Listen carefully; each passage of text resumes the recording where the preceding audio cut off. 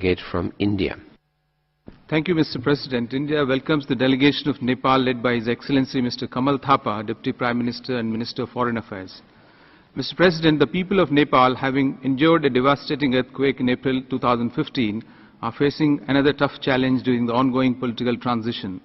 Violence and instability in parts of Nepal has worsened in the run-up to and after the adoption of the Nepal's constitution in September 2015. Over 45 persons died, mostly civilians, and hundreds injured. Firings which had ceased just after the adoption of the constitutions have reoccurred. We are concerned over the lack of political progress. We note the concerns expressed by the UN human rights bodies, UN country team and Nepal's own Human Rights Commission over continuing incidents of violence, extrajudicial killings and ethnic discrimination in the country. We urge the government of Nepal to investigate and take credible measures to prevent their recurrence. Problems facing Nepal are political in nature and cannot be resolved through force or a security-based approach. As a close and friendly neighbor, India has consistently appealed to the government of Nepal to address all challenges in a spirit of dialogue and reconciliation.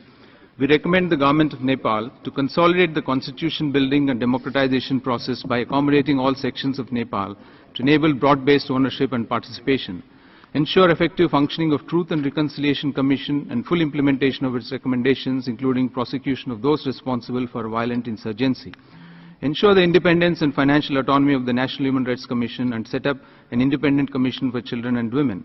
Mr. President, obstruction referred in the Honourable Leader of Delegation statement is on Nepalese side caused by the Nepalese protesters. India, with deep-rooted historic and cultural ties, will continue to extend all... The time is up.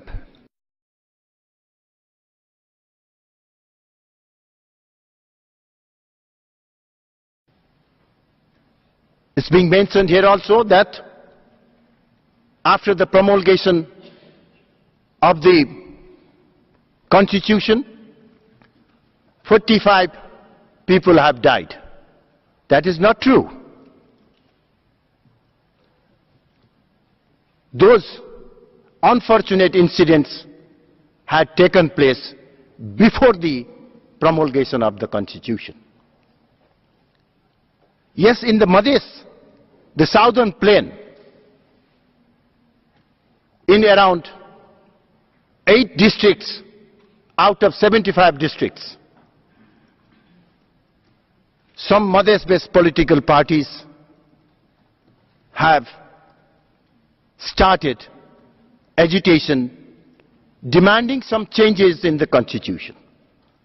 This is Nepal's internal problem, and we are competent enough to address those issues on our own. The present government has urged all the agitating political parties to come for dialogue. Mr. President, it's my pleasure that the government has entrusted me as head of the dialogue team. And we have already completed 4 rounds of dialogue with the agitating political parties. I believe that we will be able to resolve this crisis through consensus and within the framework of the Constitution. But under any pretext, disruption of supply lines, disruption of transit is not acceptable. For a landlocked country, Nepal,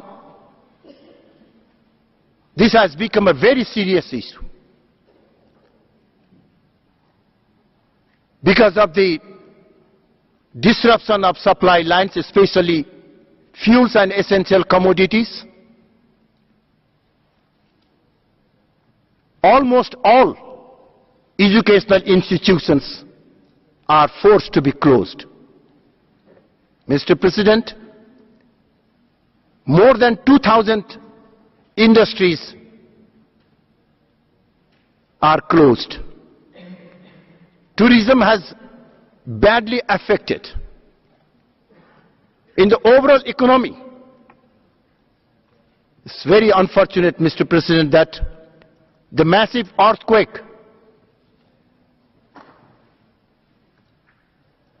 in which we estimated around 7 billion of loss in economic terms.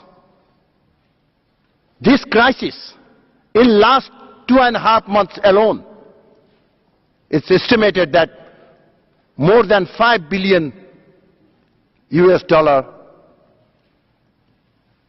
loss has been estimated. For a country like Nepal, you can imagine, Mr. President, how much suffering we are passing through. At times when we were celebrating the festivals, people had no cooking gas. The vehicular movement all over the country is less than 10%. Is that justifiable? Can't Nepal has its own authority to promulgate constitution? Mr. President, I'm sorry if I become a bit emotional, but that is,